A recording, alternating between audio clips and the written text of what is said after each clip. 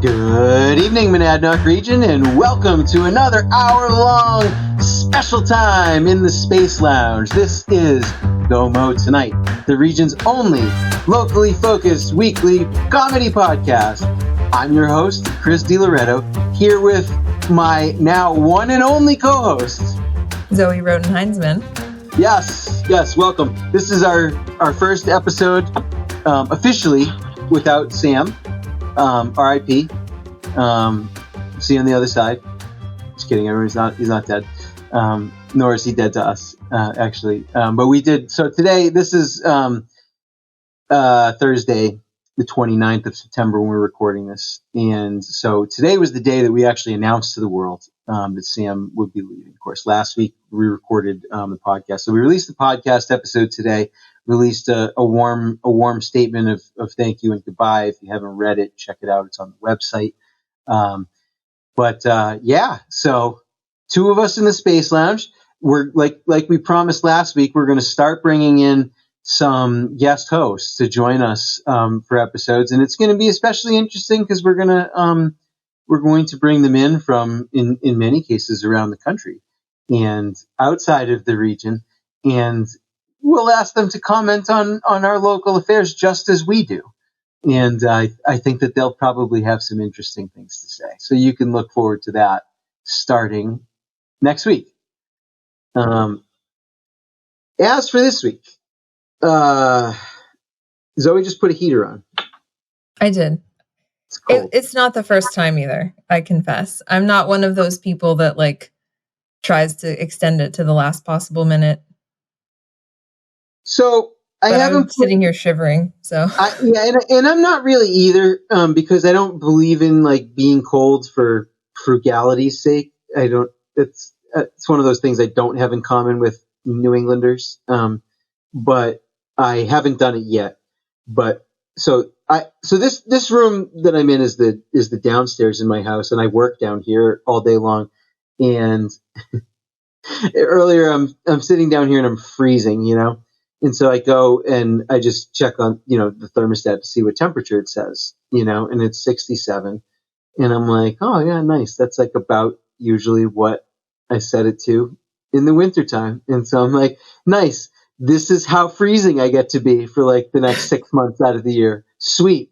And actually it's not, that's not really a matter of frugality either, because I also, I hate being cold, but I also really hate artificial heat. And I hate being too warm from it because it's already making me dehydrated and everything. So what happens is I will be like, oh my God, I'm freezing. And I'll turn the thermostat up to 69 or 70, right? And I'll feel better, but within 20 minutes or so, I'm too hot, and it's I can feel myself becoming a raisin and drying out, and I don't even have wood heat. Guys, with wood heat, man, I don't know. You must be in possession of the northern blood, you know what I mean? Because I have blessed oil, thank God, because I just find oil and wood and wood pellets to rapidly turn me into a prune. It's like the what are those? What do you call them? How do you do that? How do you dehydrate fruit? Is it a dehydrator? Isn't there? Is that what it's called, the dehydrator? Yeah. That's to me, when I go into somebody's house and I spend more than an hour there, and that's how they heat it. By the time I leave, it's as though I've gone through the Sahara, and I'm like, this isn't the Sahara, this is a different desert, but I'm like Lawrence of Arabia, attacking Aqaba or whatever from the desert, no one's ever done, that's what I feel like I've survived when I leave your house if you heat it predominantly with wood or a wood product. So I have oil and I still feel like I'm turning into a raisin if I turn it up any higher than a temperature that to me also sort of feels like subsistence level of heat. It's God. But I'm not we're going to get through the winter this year and in stride. Yes. It's still fall though, so you can get your complaints out. Again, in fact, but we're turning the heat on, and that's just what gets me. Is I'm like, wow, I have to already. say, so we have the heat pump mini splits. Yeah. And so it like is this just like warm softness coming. I'm already warm. It doesn't dry me out. I'm really into it. Love that. Love that. You have more electric heat. northern blood than I do, though. You know what I mean? I don't think you dry out as easily. Are you kidding me? Yeah, I'm serious. It's like this is like a really severe thing. Maybe it's more severe, but I am not comfortable. When we turn that heat on, I will lose the ability to poop. Like, that's how dehydrated I get immediately. Like, I'm not going to comment on my bodily functions. I'm going to need supplements as soon as we turn the heat on, because it removes the wind. No, what I'm really going to do though, is I'm going to put humidifiers everywhere. Yes. Well, yeah, I can't sleep in the winter without a I can't breathe without it. We usually have one in the bedroom. My skin, it's like my skin just starts flaking off. It's so disgusting. Yeah, that's what happens. But we always have one in the bedroom, but not usually in like the living spaces. And like I need to be like in it. I need to be in the moisture all the time. Yeah. So we're going to try that. We're going to hope that it, keeps me from complaining. It also makes it feel warmer when there's more moisture in the air. Okay, that's good to know. That whole Southern saying, like, it's not the heat, it's the humidity. Like, it's true. That's a real thing. Yeah, sure. It is. That is true. That goes for, like, the 60s, 70s, too. Yeah, that's just what you don't usually, you know what I mean? You don't usually think about it in the lower temperatures like that. Yeah. But it is, yeah, God. Man. And it's like, even right now, never mind. I'm not going to make that, I'm not going to make a hurricane joke. It's tough to want to be a snowbird right now, though, because, you see what happens sometimes with the hurricanes. Although my Aunt Linda down in, where does she live? She lives somewhere near West Palm Beach. It missed them. It totally went above them.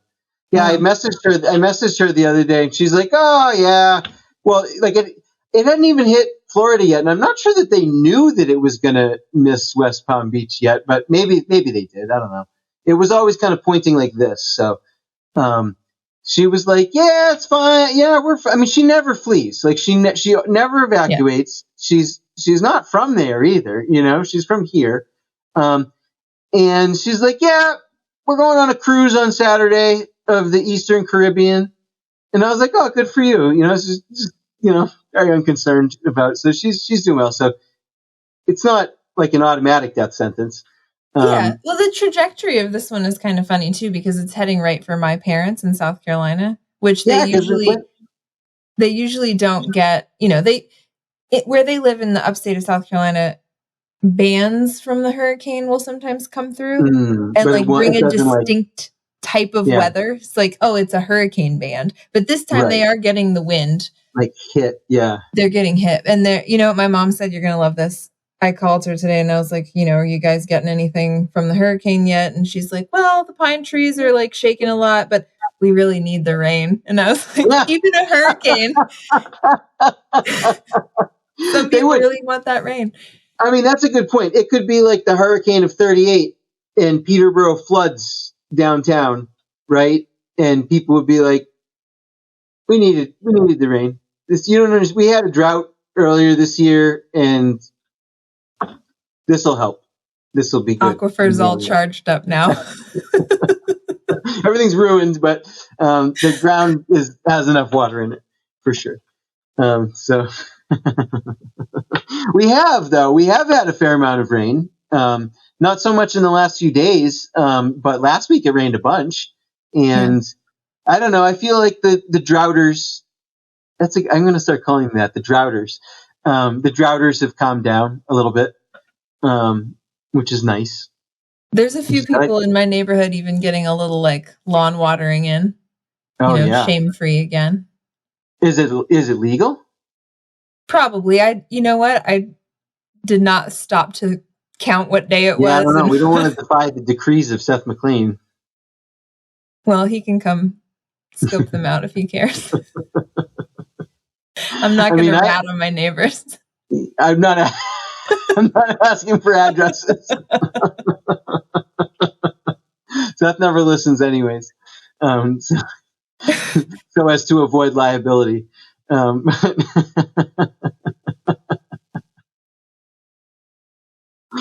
Oh God. Yeah, but it's cold.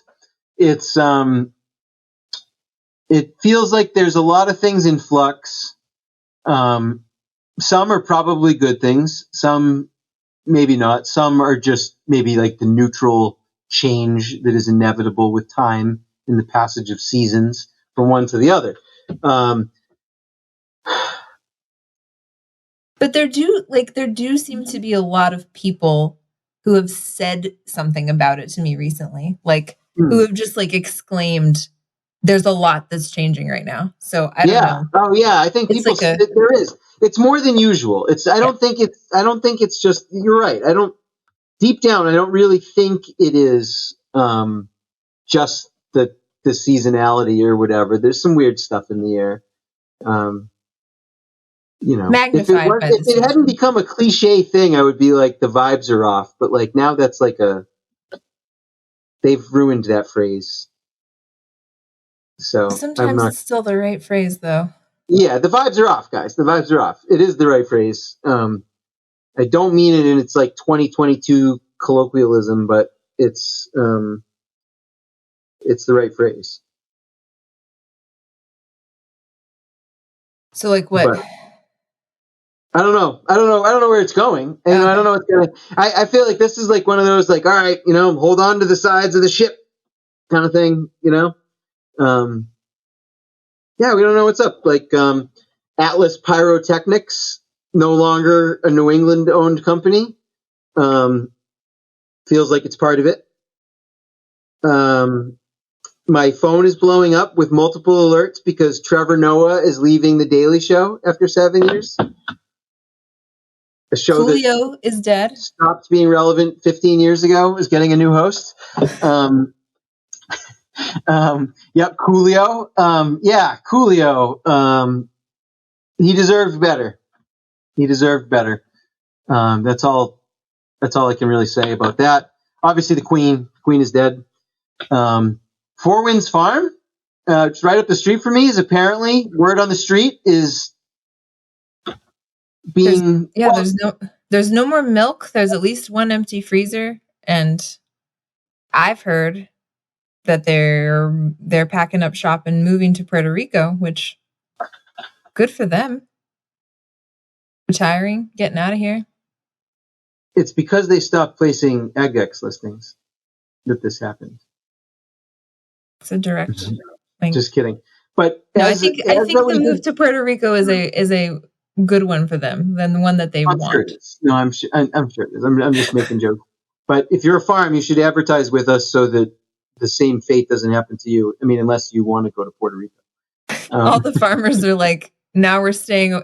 If we don't advertise with you, we get to retire. Actually, the way that it works is if you want to go to Puerto Rico, you have to advertise with us for a while and then just slowly trail off. And before you know it, you'll be in the Caribbean. Perfect. Dodging hurricanes. I was alarmed to hear the news though, because it's a very pretty farm and it has just a nice vibe. It basically controls the top of a hill, a rather large hill.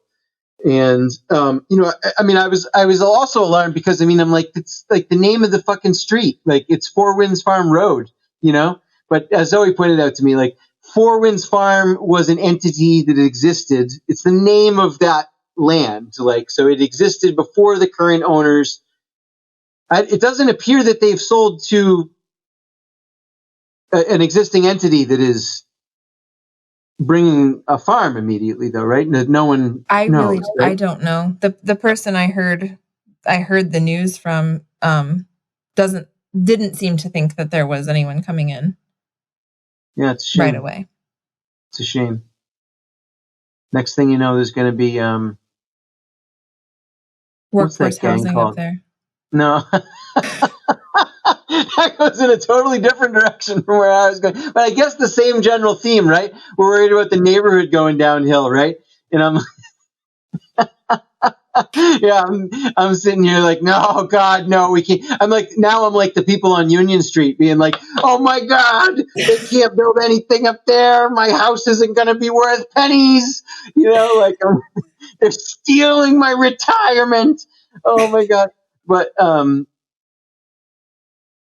I mean, I will say, unlike the spot on Union Street where they want to build apartments, it might become less beautiful up there if they built a large apartment building than the way that it is right now. I don't think that's a stretch to say. I don't think that's is that too bourgeois to say that? Is it too bourgeois to like find mountain vistas beautiful? I don't know. I'm not even one of those people that's like, we should never develop the wilderness. You know what I mean? Like, and we should never build houses on mountains and stuff.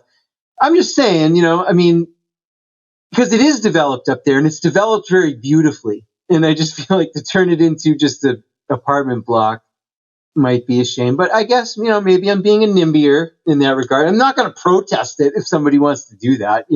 I'm not going to go to the meetings and, be like, I'm not in a butter, but I still have a stake because I live at the bottom of the hill and I walk up there and I don't want those people living here. I will not do any of that. I guess I would just prefer it if it kept being a farm. That's all I'm saying. Yeah, and I know that's nostalgic and impractical, but there was something really comforting to me though, that, there was a farm a mile away, like where I could buy eggs and meat. And, I bought eggs from them today because I got bared and lost half my chickens. It's nice to know that I could go a mile down the road and get those things. And I have done so many times. And that's weird to think about that not being there. Yeah, I want someone else to come in, like at Harlows, who's going to care about the place and keep it / make it what it needs to be. In the case of Harlows, restore it to what it needs to be. We all know there's a problem over there, guys. I still always, like, I make Harlows jokes like I'm saying this big sacrilege thing, but like, come on, like, everybody knows at this point that the place is a shell. It's a disaster of what it used to be. It's lost the mandate of heaven. It's lost its spiritual core. It's lost its staff. It's lost, it's like, what do they got in there? There's nothing left to do. Tables on the stage. There's tables on the stage. It's never going to be right until that is rectified as a first step.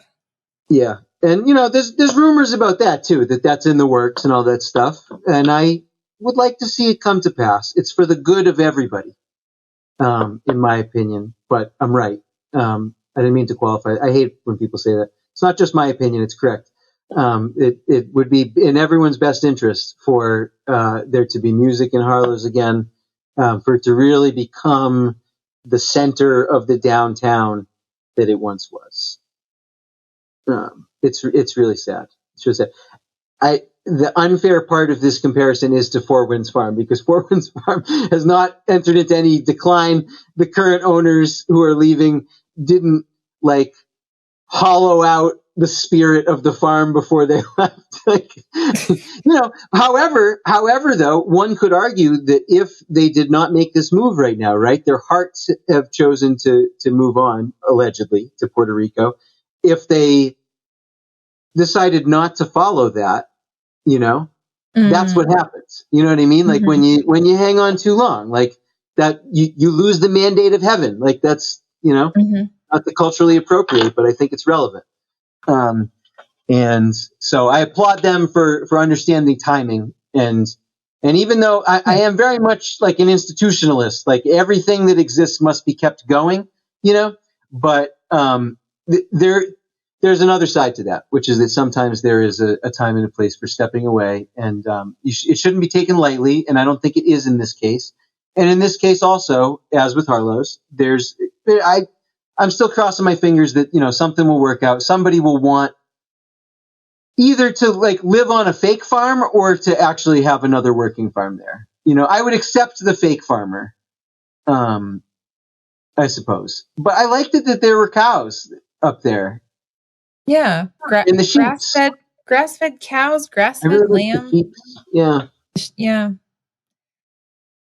And we won't get to foster another lamb this spring. I was kind of looking forward to that. Yeah, so we got to have a lamb at our house. In my kitchen. It was very cute. Very, very cute. I do. And then I got to give it back. I like sheep and goats. Do. They're good. I don't know. I get a good vibe from them. But but they won't be up there anymore unless. Well, there isn't. The sheep have been gone for a while. I haven't seen the sheep in a bit. I don't know where the sheep have gone to. They sold them. They sold them. They've been selling everything. You missed your chance to get one. I never wanted one. I just wanted someone else to have them up the street. Yeah, same, really. I'll take one for 3 weeks at a time when it's a baby. That's yeah, all right. And that was a very nice little treat, I think, to be able to to be able to do.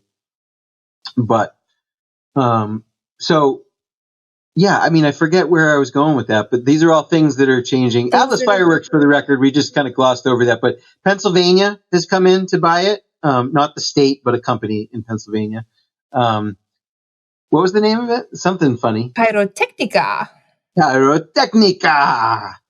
Very exotic sounding company coming in. They're actually retaining all of the staff and basically keeping the office open and all of the New England infrastructure there. And actually, the original family is continuing to own the Atlas Fireworks stores. Okay. When we go and shoot fireworks off on my lawn, which happens a few times a year, we're still actually patronizing the OG Atlas folks, but the rest of them will be with Pyrotechnica. So just like the shows. Yes. What? Okay. Yes, but same staff though. You know what I mean? Yeah. Same staff, just different ownership. Basically. The impression that I got from the article is that Pyrotechnica is the same kind of company, just down in Pennsylvania, and they are looking to grow as many companies do through mergers and acquisitions. And this is how they're buying the New England market, basically, by buying Atlas Fireworks. So good for them. I'm sure they're nice. At least it's somebody in the Northeast, I'm mostly okay with Pennsylvania. And like I said, they're keeping all the staff. It's still going to be a very locally run thing. So I did just want to be clear. Anybody's panicking about we're losing our fireworks. Nope, it's still going to be a Jaffrey office. And, like I said, in fact, I think one of the the family that owns Atlas is being bought out of ownership, but one of the executives is a family member. She's like a daughter or a daughter-in-law or something, and she's staying on, I believe, in that executive position after the acquisition. So even some of the management that is family connected is not leaving. So don't despair. But it still just seems like a big shift. I mean, Atlas is a big deal in the world of explosives and fun explosions, which all fun people like, and only unfun people dislike. And I don't care about your dog. They're an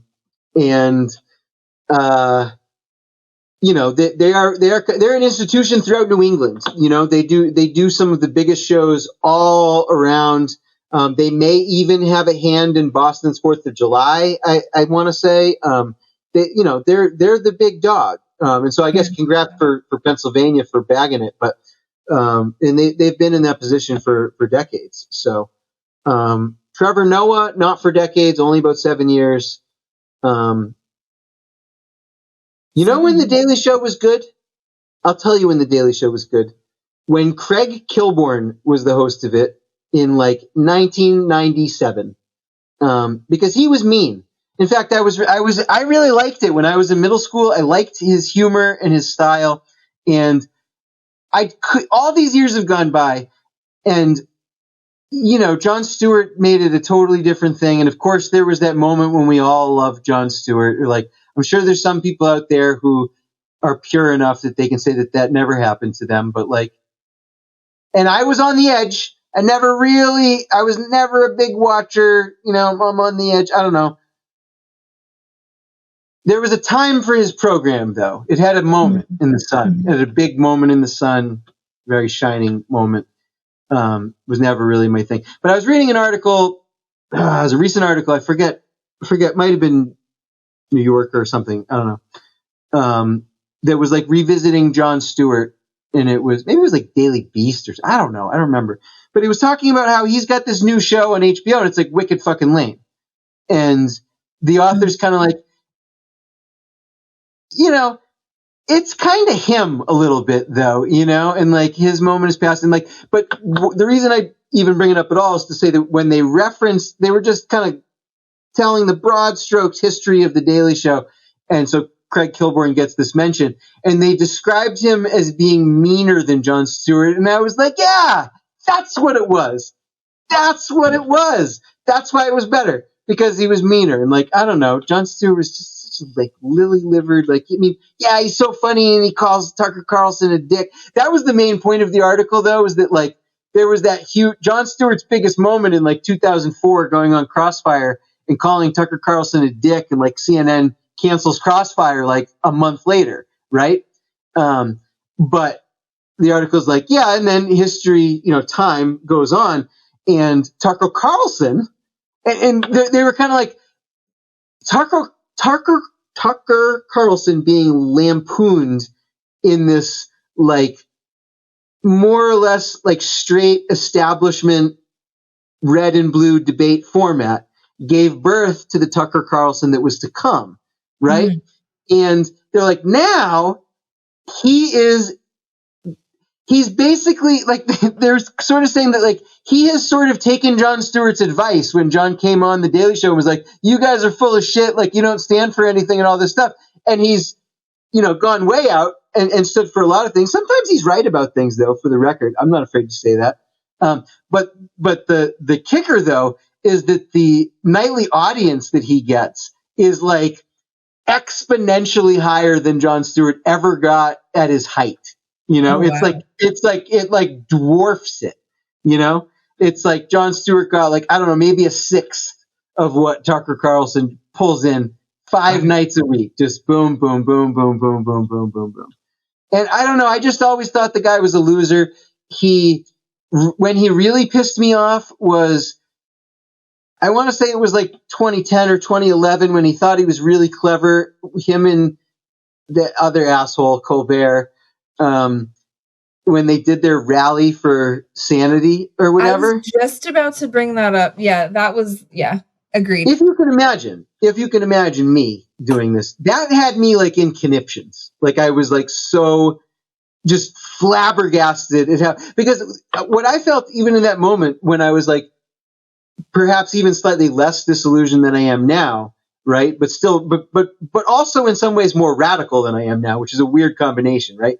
But I felt that like, look, there's these two dudes and like they're having their moment, right? Like they are at such a peak that they can call for like a rally on the National Mall, right? And it happens. And they choose to have a rally for nothing. Like it was like, it was for like, it was like, we're going to gather these people here. Like it was just substanceless. It was air. It was the worst, like, it was a sin. It was a sin. It was like one of the worst things. Like it was malpractice with that power that they had, with the moment that they had. Like it goes beyond the word squandering, like it was a crime, like, and like people were like, oh my God, it's so brilliant. Look what he's saying about the way we have our political discourse. And if we could just be like, hey man, that's bullshit. We do common sense. It'll be fine. I'm glad that no one's still saying that, people are saying other in some cases worse things, you know. It hasn't gotten better since then, but I'm glad we don't have to do that one anymore, you know, because that was stupid and it was wrong. I don't think I watched another episode of his show after that. That turned me off so much. I'm sure I didn't. I'm positive I didn't. Like I said, I was never a big watcher of it, you know. You know, the late Bush years were a time we were all on a lot of drugs. We were grasping at straws. We were looking for hope in strange places. And sometimes that was in liberal comedy. As the kids would say, cringy as that is. Wait, do they say cringy or do they just, or like that was cringe? Yes. Yes. I'm not going all the way. I'm not going all the way because I refuse, because I have dignity. But, yes, that is, in retrospect, it's very cringe. But God, the aughts were a time though, man. It's really kind of funny, actually. I think about this sometimes, and I think it's increasing in awareness over the last couple of years, you know, probably since we've entered like the 2020s. But going through the aughts, it felt very definitionless, you know, and like with not a lot, and like still to this day, like you can't really point out to me like what was the fashion of the aughts, you know, like, you don't think? I mean, that was like, there was a contracting of genes, you know, but that's like that's a broader curve though. You know what I mean? That like, I mean, yeah, the contracting of genes, you know, kind of came into the early aughts and like, but maybe even peaked around 2010 though. You know what I mean? And like is only begun to decline in the last couple of years. So you can't even attach skinny jeans to the aughts because that has been like a 20-year curve, right. 20-year bell curve there. What do we say?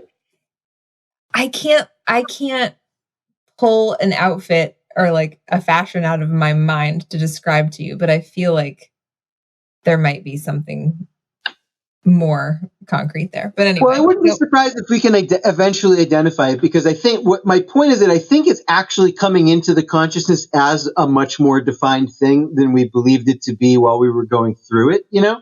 Because, I mean, I look back on that time and I'm like, I mean, yes, I was just joking about us being on a lot of drugs, right? But like, no, but really though, like the culture was different. Like, I mean, and it's funny to me because it feels like something that people would have said in the early 90s about like the 60s and 70s or something like that, right? But like the way that today's culture is, everyone is just trying to quit things. You know what I mean? Like everyone's trying to quit alcohol and quit coffee, and you can't do cocaine because there might be fentanyl in it, and like weed is actually more accepted than it used to be, but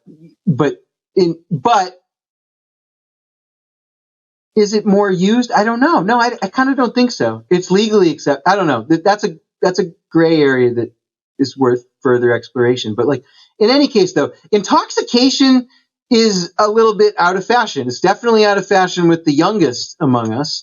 But you know, I mean, like I said, even among millennials, like there's a new. You know, I feel like there's somebody on my Facebook list who quits drinking every day. That's an unscientific assessment, but it feels that way sometimes, right? That was not a thing in the aughts. That's one. This is just one example, but this is one thing that has been coming to mind a lot lately. Is that like everybody was getting fucked up, like, and it was considered abnormal behavior to not be drinking heavy and or smoking and or, you know, smoking pot. Like, I mean, I don't know. Everybody was, I don't know. It was not as health conscious of a time, and intoxication was much more important. Health conscious in a different way. That was like the low sugar, you know, diets, right? Yeah, like diets, right. Diet. But not like your whole lifestyle. You didn't have to change your whole orientation to be, the optimal human. You just bought some snack wells at the grocery store. Correct. You did Weight Watchers, like things like that. It's not, and running. Oh my God. Like, I don't know. People who have only ever heard me talk about running and have only known me as an adult don't understand that some of my antipathy from running comes from experience. I am a 4-year high school runner.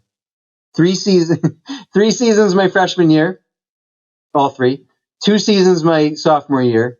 1 season my junior year. Half a season my senior year.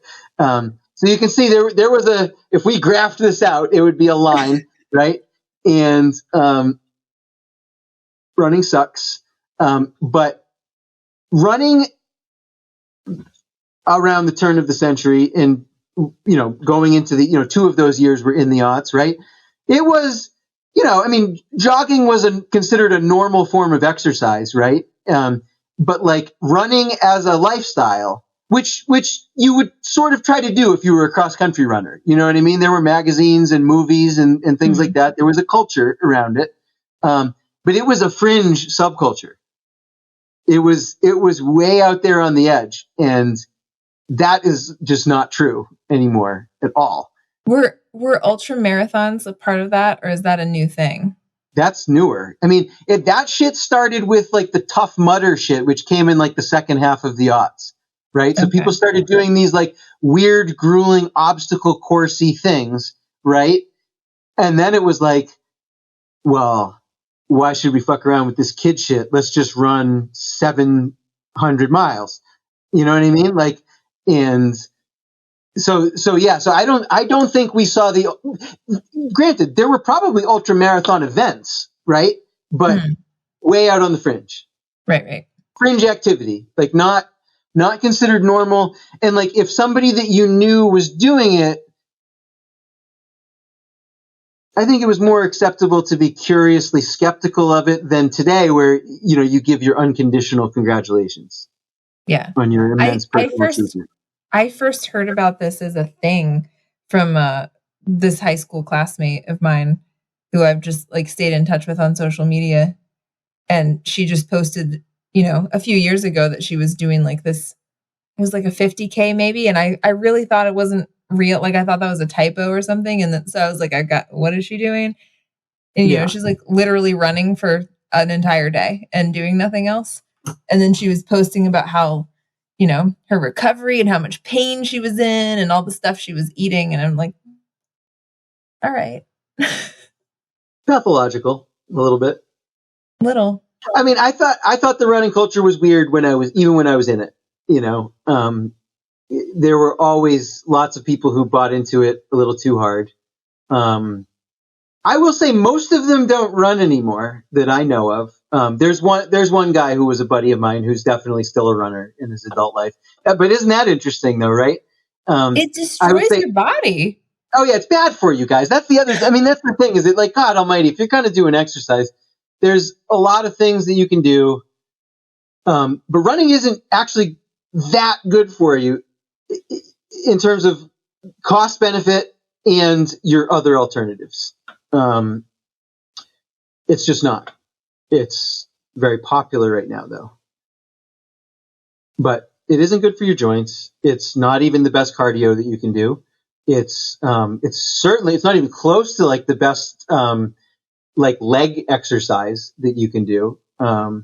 You're really only using like part of your leg. I don't know. You don't have to do it, is what I'm saying. I don't know. But I mean, and I'm not even really looking back and saying that the aughts were like an ideal time, either, because they weren't. It's like, how did we get on running? How did we? They weren't. And I'm not being nostalgic in the sense that I am calling for return. We should return to the 90s if we're going to return somewhere. The peak of human civilization. But, I am nostalgic for there was a wildness in the aughts that doesn't exist today. I don't think, if COVID had happened in the aughts, I don't think that everyone would have listened the way that they listened in 2020. I really don't. There's no way I'll ever know that for sure. But I just don't think that, like, I don't know what happened between, like, I don't know, like 2006 sometime and 2018, 2019, 2020. But, like, I just don't think that even as recently as like 15, 16, 17 years ago, there was as much general insistence on everyone's part on everyone following the rules.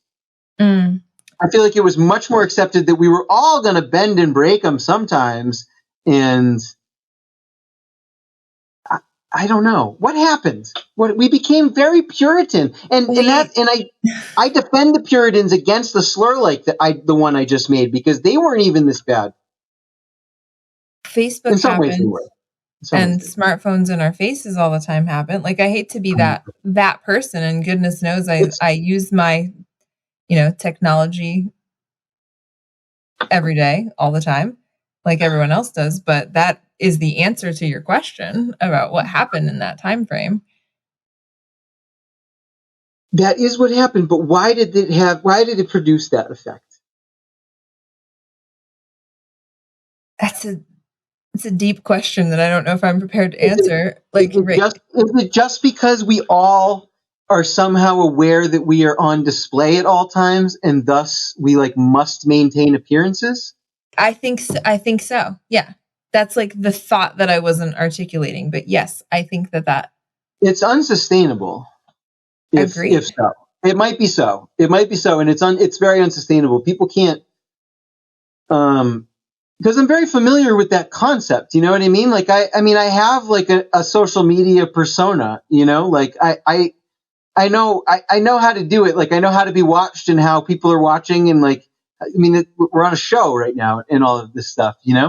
But that's the funny thing to me, right? Is that doesn't everybody know that everyone knows that everyone's watching? And so you kind of know that social media isn't 100% real and true. Right. And isn't that a part of it? It is for me. I don't know. Well, and taking that point further, right? If you can understand that there's even if on social media you are very close to actual truth, right? There's always going to be differences, and the option for there to be as many differences as you would like there to be, well, maybe not, it's not unlimited, but you have a range of differences that you can shape your online presence to be, right? But, the fact of the matter is, though, beyond what we post and what we share, granted, there's security cameras everywhere, right? So, we're not going to be doing anything felonious, okay? But that, I think, I'm not talking about felonies. You know what I mean? We're back in the aughts. We weren't cool with arson and grand theft. You know what I mean? It wasn't shit like that. It was shit that the cameras wouldn't even catch today, right? So when we're talking about things that you're not going to post, right? And maybe nobody's even going to know, but still the morality of being under the scope carries over into people's full lives all the time, I think. I feel like this is sickness. Michel Foucault wrote about this or something. Maybe. The panopticon. Sure. I'm sure he did. I'm very poorly read in philosophy. I can go no further in my description of it, but I feel drop that reference anyway. I give it to you. Absolutely. Well, I think it's you believe that this thing is watching you all the time, even though it's not real, and then you change right. There's the possibility that it can be watching you. Yeah. And the possibility is enough, even if the possibility I think can be small, in fact, but the presence of it. Yeah. Yeah, is enough to, I guess. Okay. Yeah. All right. You never know. Everyone has a camera in their pocket too. So even if you're away from the security camera. No, I know, but I don't know. Yeah, and I guess the other side of it too is that even in my performative social media life, I don't hide that much about the truth of what I think and do either. I mean, and that was just as true during the pandemic as any other time. I spent the whole time yelling at everybody. In fact, for being insane. when it was very unpopular to do so.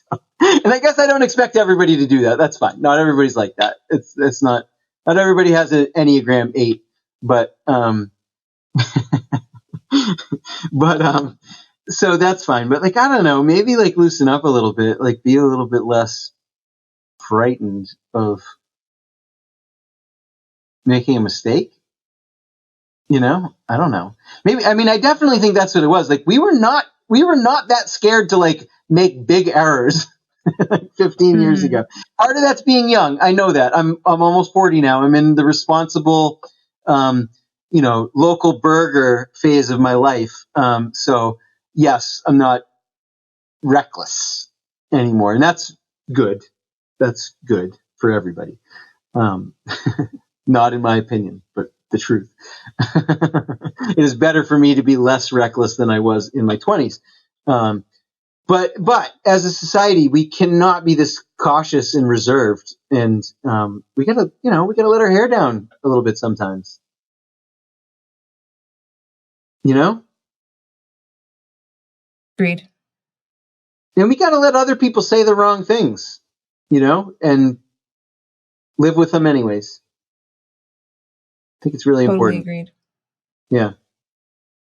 So there was your trip down into the mysterious realm of the 2000s, which but like much of that to say, though I really do think that as time goes on, there's going to be much more of a sense of like, oh yeah, the aughts, and I think it started with when people started, like when we got, because once Trump was in office, right, and we had a president in between, that is like when it started making sense to be like, well, back in the Bush administration, because like usually when you say that, you're like talking about like in the past, but like not necessarily the last guy,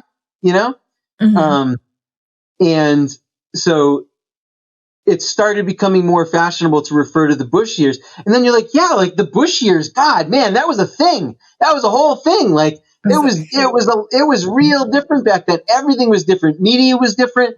The way that we used the internet was different. Like we had social media for like the second half of it, but like not like we do today, and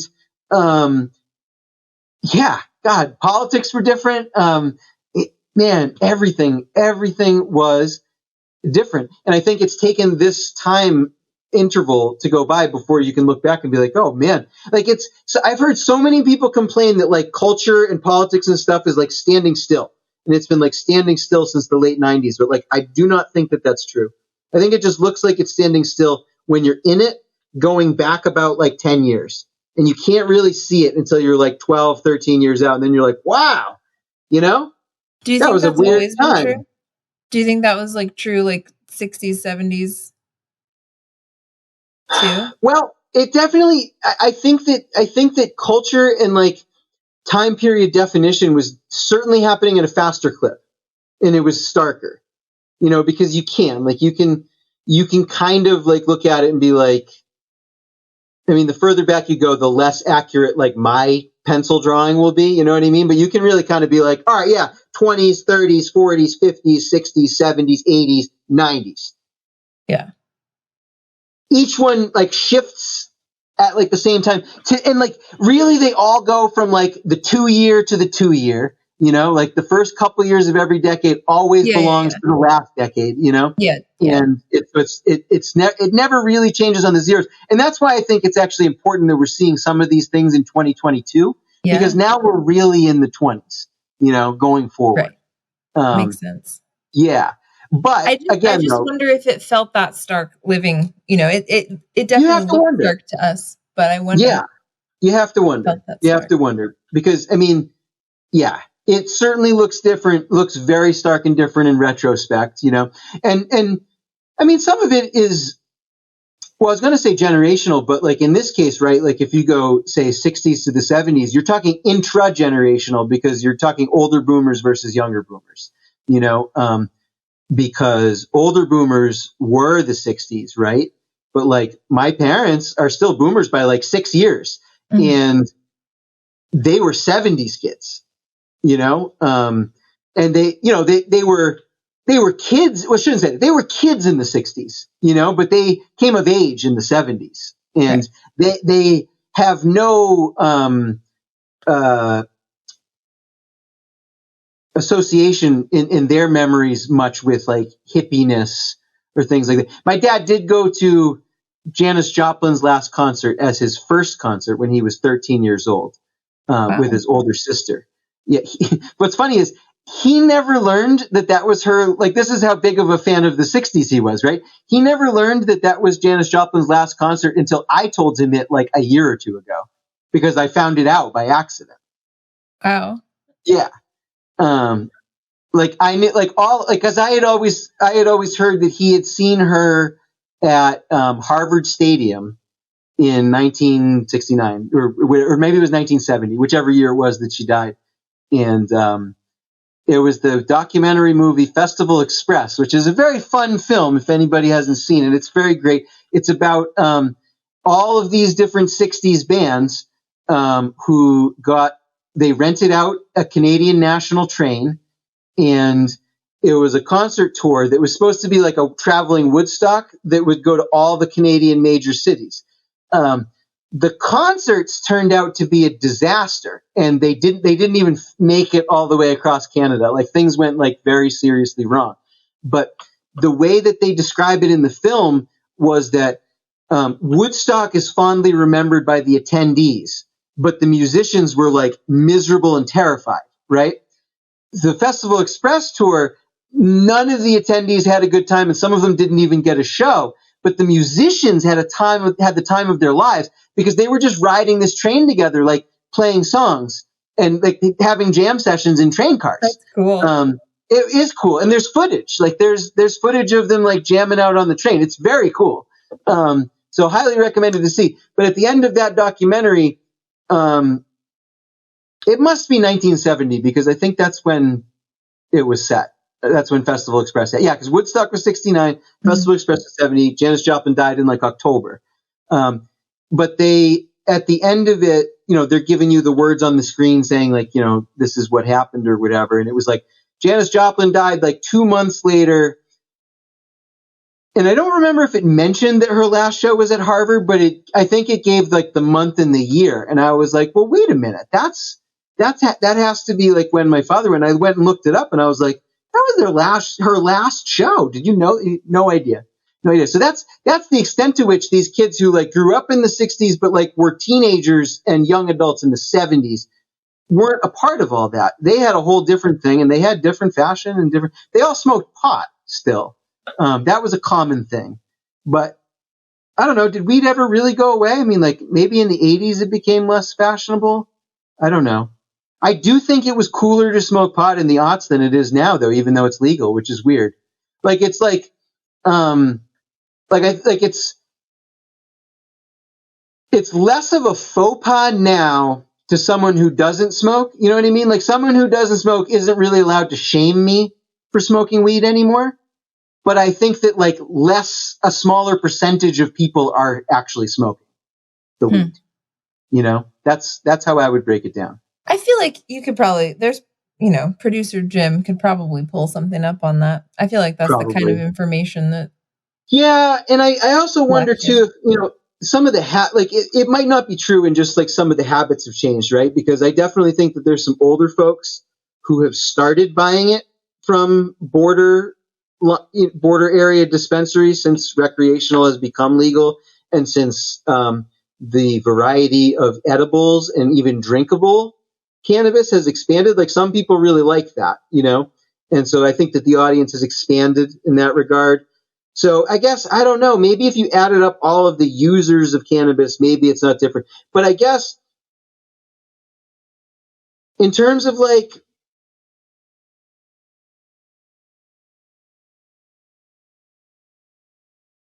back in those days, like groups of people would like leave the bar together to go and like get high. Like, does that still happen? Like, I don't know.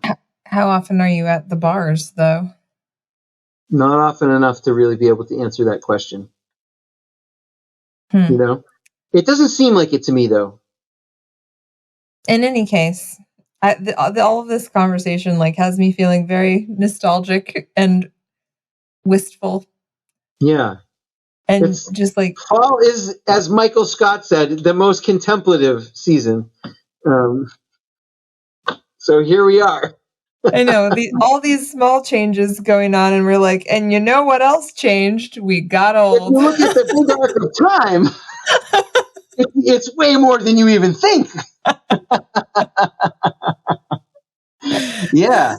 Well, I think that these are good things for everyone to consider as we go in, and I'm glad we ended up talking about this because frankly, guys, the Peterborough Facebook group, after its gigantic leap in activity around the bathroom thing and like many other things, like everyone just at each other's throats one week, and then the next week it was like endless jokes about the self-referential jokes. Like the whole page, the whole feed was just posts as self-referential jokes about the group, which is funny a couple of times, not funny 27 times in a row. It wasn't really funny even a couple of times actually.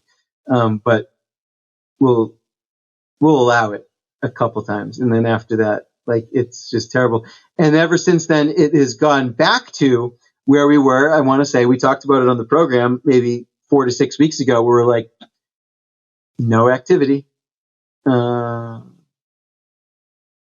Yeah. But it is, speaking of the fall and everything, though, we had a nice time at the Temple Harvest Festival. That's my favorite existing fall festival in this region. It just has such a nice vibe to it. Yeah. Nice cider. Yep. Temple band. Yep. Yeah, we were positioned right next to we were selling books, and we were right behind the gigantic Temple Democrats tent, and we were right next to the child soldiers. And then we had an American flag artisan on the other side. So yes, American flag artisan. Yeah, it's nice. Every town has, and I do like this. I do like this. Like, much as we talk about, like, we want Peterborough to have everything in some ways, I like it that every town kind of has like a thing. Like Francistown has the Labor Day parade. No one else can or should take Labor Day away. Now, harvest festivals, that's not a particular day. I think that it's perfectly fine to have multiple very good ones. And I kind of think it's a shame that Peterborough doesn't have one. But Temple, at this point, I think owns that, more or less. Owns the fall festival thing in this area. Only Greenville has a Pots and Pans 4th of July parade. Oh, and that's kind of their big thing for the year. Yeah. You can't touch that. Nope. But somebody, you mentioned this earlier, somebody did ask on the Peterborough page about Peek into Peterborough, which you said you never had gone to, right? Apparently not. I think I always wanted to, maybe, and I just didn't get to it. But I was not aware of exactly really what it was. Yeah. Until Zoe explained it to me. We went, I guess in 2019 was the last time they had it, and it was nice. There was like a little hayride through downtown, and there were little performances. I remember seeing the dance studio, kids like out in Depot Square, like doing some cool dance things. And I remember getting like free chocolates from Ava Marie's. There was all kinds of like little stops and stations that you could go around. I remember it being nice. But that is gone. Tell us why it's gone. According to somebody on Facebook, I forgot who said it. It used to be run by the Peterborough Chamber of Commerce, the Greater Peterborough Chamber of Commerce. And now that the Greater Peterborough Chamber of Commerce has been swallowed by the Keene and Peterborough Chamber, they don't feel like we deserve a fall festival anymore. They took that from us. Does Keene have one? I totally stopped keeping track of Keene events altogether. I don't know that they have a fall or harvest specific festival, but I mean, I think they might be bringing Pumpkin Fest back this year, and they do the Keene Music Fest. I think is September. So they do a bunch of like little downtown fests at least one or two in the September, October area. But, this is my, it's what you warned us about. Trying to suppress, I told you so. I don't know. This is just, Hunter Thompson used to say this Latin phrase all the time that I guess is sometimes thrown around in court. And I may bungle the pronunciation because actually you're much better at pronouncing Latin than I am. But re ipsa loquitur, which just means the thing speaks for itself. It's a good phrase. I don't know how much I really need to add to that. Our objections to the Chamber of Commerce being based in Keene have been, they're on the record. This seems like a phenomenal example of exactly what we said. And we didn't go looking for it or think that this is just a conversation that happened on the Peterborough page, where it was just like question, answer. Oh.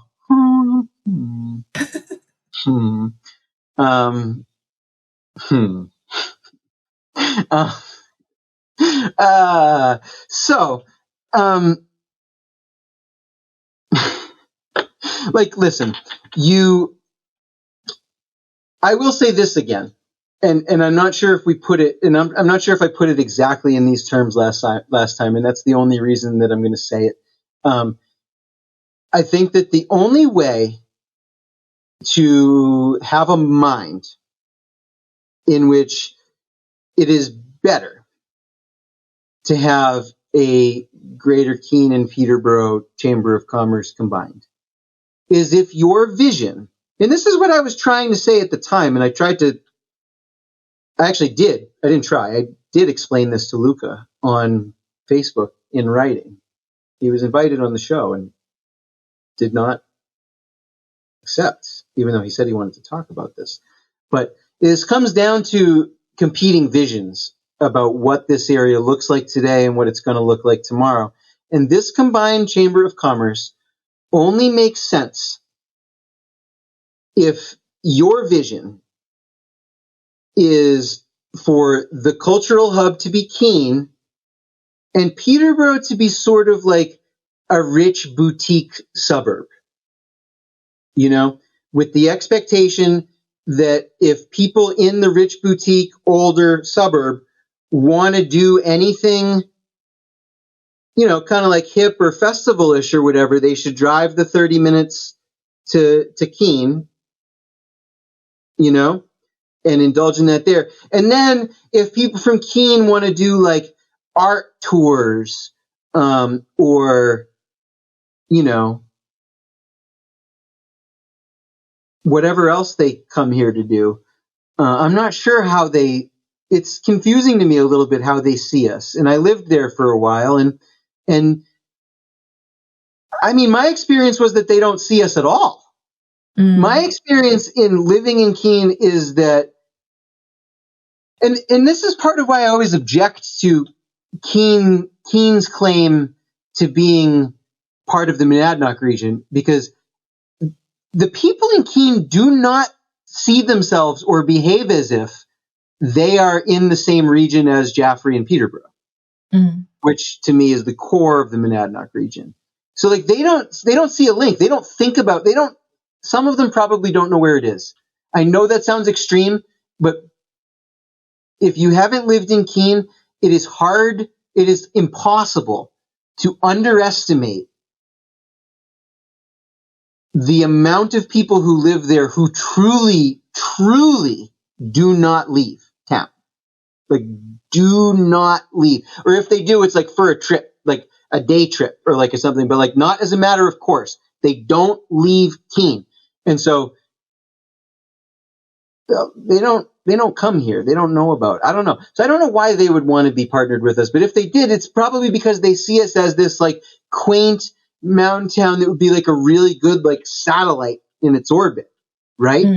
And that's just not my vision of the future at all. It's quite contrary to it. And I think it is contrary, if you really interrogate your own beliefs, to the way that most people around here feel. Because that is not the impression that I get from talking to a wide variety of people, that they wish to be a satellite of Keene. That's not. I really don't. I don't think about or go to Keene. You know, like I don't think about them either. Like Keene is just not. Exactly. It's just not. It's a different place. Different island. It's a different thing. Yeah, it is. It's a different place. Like I just, so that's all that really needs to be said. The fact that we don't have a fall festival in Peterborough because we don't have a Chamber of Commerce. I mean, listen, I don't, and I want to be clear because people sometimes get confused about this, and I may have said it before, but I'll probably say this multiple times because I think people don't always understand it. Obviously, the Chamber of Commerce is there to represent businesses, and businesses pay to be members of the Chamber. And I am not speaking from the perspective of the business owners. I am speaking from the perspective of the consumers and of the residents. And so obviously, just by definition, I have different interests than any Chamber of Commerce, even a Peterborough Chamber of Commerce, in theory. Me and them might have different interests sometimes, where the interests of businesses and consumers don't align, which they don't always. And as we saw with that whole shoe debacle. No, I'm just kidding. That is not an example of that. I'm joking. But so I don't think, and I don't think the consumers broadly have any use for an organization that like drives around to different restaurants and tells why people should eat there. I mean, I know if I had a restaurant, yes, I would want the marketing, of course, like everyone does. But like, guys, if you have a restaurant, like nobody's reading these fucking I mean, maybe some people are, I don't know, but that's not what we're here for. Anyways, Roy, I don't know if you're listening, but like, let's do a fall thing next year. This seems like a natural thing to do. I don't know. I'll send you a real email though, in case you don't listen to every word we say on the podcast. But yeah, let's fix this. Peterborough. Great. I'm not in this regard. I'm certainly not trying to steal from Temple's glory either. We shouldn't try to replicate what they're doing or whatever. We should do something different. But Peterborough ought to have something. It's just like when Peterborough doesn't do anything for like the 4th of July or like all those other things. Like why? Like some of these things are things that every town should do a little something, even if you're not trying to make that your trademark thing. And we are big enough, there's probably some people who are like, yeah, but like, our day is Children of the Arts and it's bigger than all of the things that I just mentioned. And that's true. But we are also big enough and we have enough of a cultural well to draw from and enough of a spirit of celebration that we can definitely do that multiple times a year. We are definitely, Temple has 1,000 people in it, and they do actually do a really good job on the 4th of July as well as Harvest Festival. So they're pulling off a couple good events, 1,000 people, and we've got 6 times that and a better downtown, honestly. We can do more. We can do better. We will. Festivals are important. And I think that the more people that are exposed to that kind of thing, like we did today is actually Michaelmas. Anybody who's ever known a Waldorf person has probably heard of Michaelmas. If you're like a British person in the 1800s, you've probably also heard of Michaelmas. Celebration of, like, you're super religious and do like your feast days. All the feast days, because this isn't even like a real big one. You really got to be like Saint Michael and All Angels. Someone knows that, right? I mean, they like if you go to daily mass, they will observe the mass of that, but it's not a holy day of obligation or anything. Like nobody, there's nothing that anybody has to do. But anyways, that's today, and we think it's actually a very important thing that it should be a day of obligation. But we had like a little just backyard feast festival to celebrate that included, singing and a play put on by children. It was delightful. They rehearsed it, and like there was even frankly, could have passed for like an expertly choreographed fight scene. It was kind of remarkable. A little ritual component and a magical toast before we ate some very fine smoked meat and among other things. I think because I've been, the reason that I do things like that is because I've been looking for things like that for many, many years, since the aughts, since the fucking Bush administration, I've been looking for that stuff, since we were doing drugs in the bathroom, you know what I mean? Like, this is what I was really looking for. I had they were right. I had a hole inside and I was trying to fill it with the wrong things. And, but what I was really craving was things like celebration and festival and things like that. And so it took a really long time to get to a place where it seemed possible to actually do these things. But I think you'll agree that what we found in doing things like that, and I think honestly, this is just as true with things like the night market and Children of the Arts Day as it is with like a backyard Michaelmas thing. Or some of the other things like that we try to do. But when people are exposed to seasonal marking festivals in general, especially if they have a traditional or ritual component, something that stays consistent year to year, something that can be returned to again and again, and something that is shared. It is everything I'm describing. None of it can be done online. None of it can be done with our phones. So I guess in a way, this is almost intrinsically tied. It does harken back to everything we've been talking about this earlier time, because we have to figure out how to make use of the things that we've gained since then, while negating the negative influences of the negative things we've gained since then. And so this is a very in-person thing. This is impossible to do online.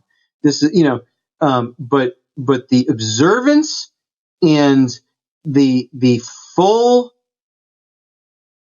celebration of festivals like this seems to be a thing that people crave. When they are exposed to them, they seem to want more, in my experience.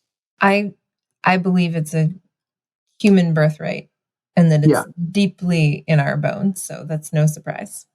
I do too. I think it's intrinsic to our existence, and we can and we will continue doing these types of things privately, but because we do firmly believe that it's a universal need. It's something that everybody is looking for in one way or another, or at least enough of a majority that like the people who aren't looking for it can just look the other way. You know what I mean? Or should, if they don't like it, whatever. Fine. I have been told that by multiple sources that sometimes the downtown businesses don't enjoy downtown festivals. I think that's a shame. I think that's short-sighted. I'm sorry that they feel that way. I'm interested in knowing what could be done to make them better and more, cooperative, I guess. But I don't think that anybody should stand in the way of these things. So all that to say, I do think it's also in the public interest, civically and culturally, to have these things. And so we will also do the best that we can to bring them to people. And, and I'll just share this one last piece, is that, like, I don't know if it's a fall celebration or what, but like ever since we went to this historical reenactment thing in Hillsborough a month or so ago, we met, there's like this whole gang of people that do Romans, and they dress the part. They know the part. It's like, if you've ever been to Plymouth Plantation or Old Sturbridge Village, they're like that, but they travel. And so they travel with tents, and there's Vikings that do the same thing. There were even more Vikings. It's because of my heritage. I'm just a little more partial to the Romans than I am the Vikings.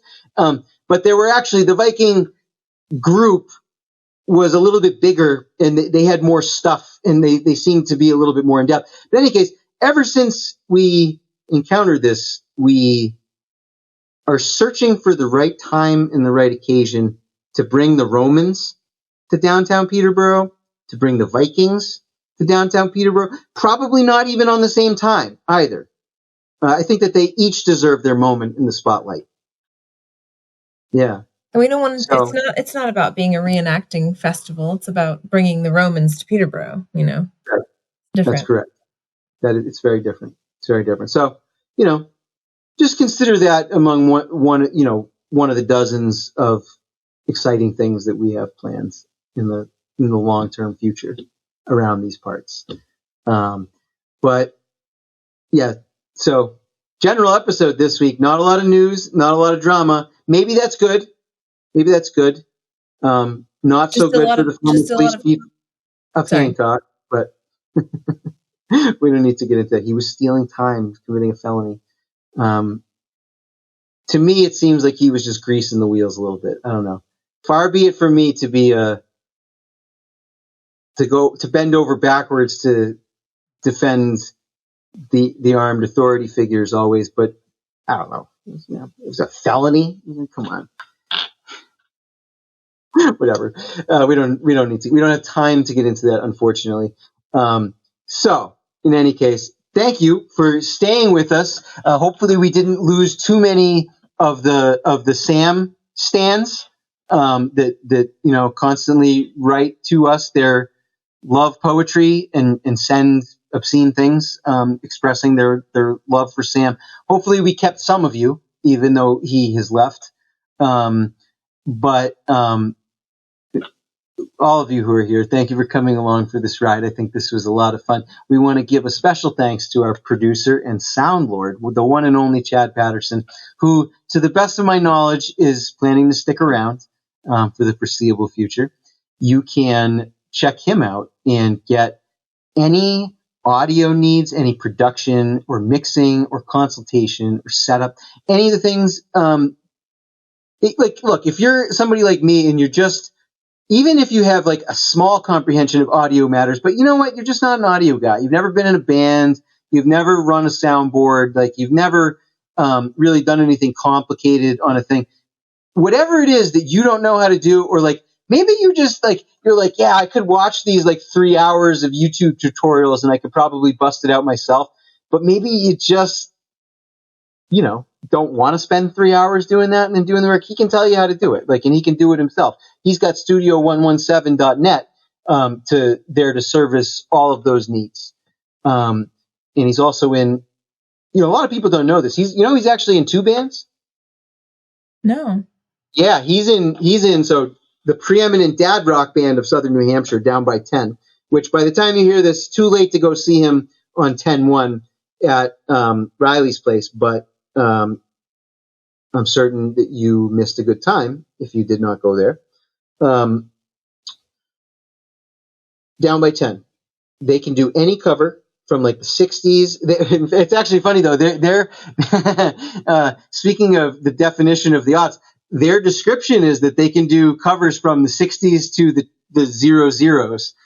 So they're not really promising to go beyond the Bush administration, or at least Obama's first term. So the good old days, kinda. But they're playing all over. They're booking up their calendar all the way through to the end of the year and beyond. But they'll play your party. They'll play your corporate non-denominational holiday festival. They will. One of these days we'll get them down to Peterborough. But they're for hire, and they're great. And everyone who's seen them loves them. And so we've got a link to that in the show notes as well. You can go to their Facebook page, and it's highly recommended that you do so. But he is also in a a Christian worship band called Salt and Light, which they even played at Hampton Beach this year. Wow. Yeah, as part of something. The man never stops, huh? The man never stops. Yeah, he's yes. We have that in common, I think. Yeah, and I like that. I really like the name of that band too. You know, the salt of the earth, the light of the world. You know, it's what we should all strive to be, regardless of our specific religious persuasions. That's our show for this week, and we will return in next week with. Did we announce who is coming on next week? Did we already say that? It's official enough, isn't it? Yeah, it's official. I was just wondering if we'd said it early show or not. But our old buddy John Palmucci, who we in the early days of Monadnock Underground, we just whenever he wrote in, we gave him a column and we just titled it New Jersey.